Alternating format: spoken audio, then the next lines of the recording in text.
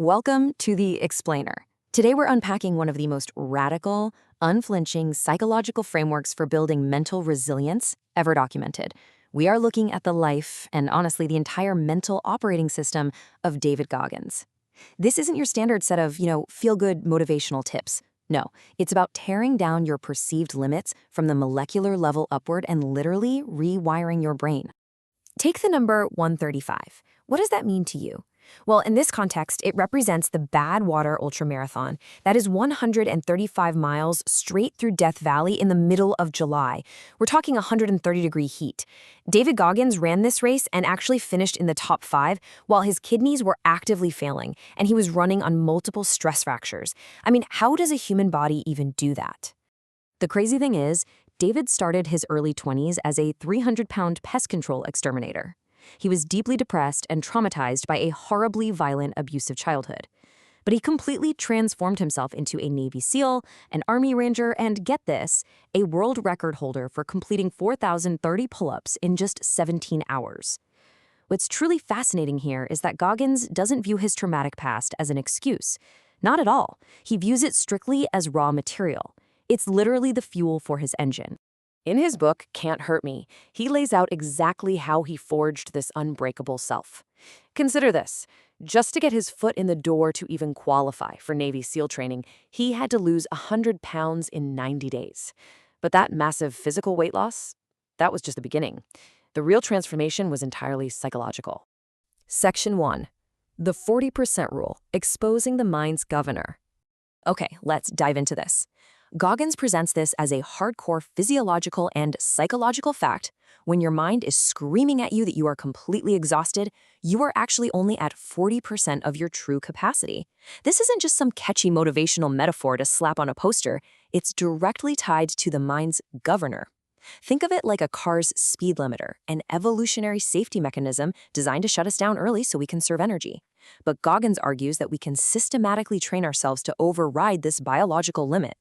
When your mind is telling you you're done, that you're exhausted, that you cannot possibly go any further, you're actually only at 40% of your true capacity. Let that land for a second. The cognitive reframe here is absolutely massive. It means that every single thing you feel before that overwhelming desire to quit, it's really merely a warm-up.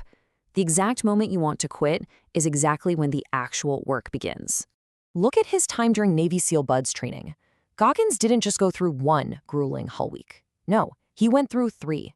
The first time, he caught pneumonia and was rolled back. The second time, severe stress fractures forced him out again. Now, most people would take that as a pretty clear, permanent sign to just stop. But Goggins viewed these repeated physical failures not as endpoints. He saw them as repetitions. Each failure was just another rep to build an unbreakable mindset, which eventually led to his success on that 3rd try. Section 2. The Mental Resilience Toolbox. Practical tools for self-mastery. First step in the toolbox is the accountability mirror. The process is simple but brutal. You write your specific failures and excuses on Post-it notes, stick them right to your bathroom mirror, read them aloud daily, and then write one actionable step to fix each of them. What's really interesting here is how it builds what psychologists call self-confrontation tolerance. So I want to challenge you right now. What are the excuses you actively avoid confronting? This daily ritual forces you to look yourself in the eye and just strip away the lies. Next, we have the cookie jar.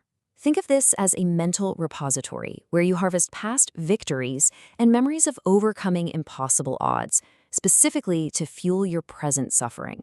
When you're in the middle of extreme discomfort, your mind naturally develops tunnel vision, right? You forget what you've already survived. Reaching into this mental cookie jar restores your perspective. It reminds you that you have an undeniable track record of making it through tough times. The third tool is called taking souls. Now, Goggins makes it very clear. This isn't about cruelty or malice. It's about demonstrating such relentless, extreme human capacity that you literally break an opponent's will to compete.